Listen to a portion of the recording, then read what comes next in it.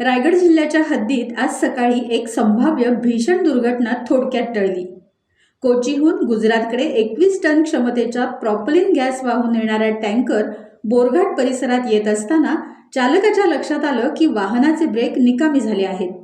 समोर तीव्र उतार आणि धोकादायक वळण असल्याने मोठा अनर्थ ओढवण्याची शक्यता होती.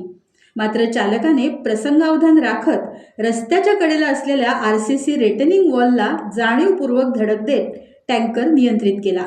त्यामुळे टँकर जागीच थांबला आणि मोठी दुर्घटना टळली.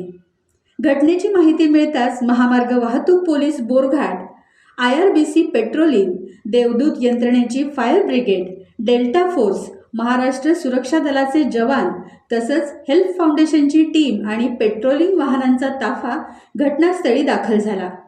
सुरक्षेच्या कारणास्तव मुंबईकडे जाणारी वाहतूक काही काळ पूर्णतः बंद ठेवण्यात आली होती.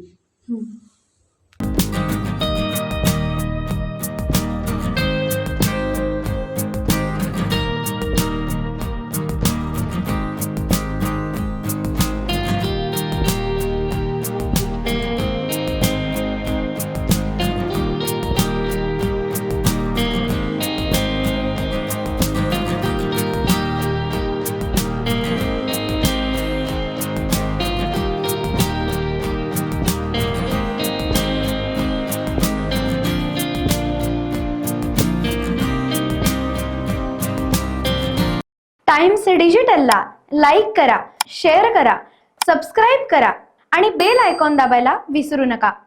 Times digital.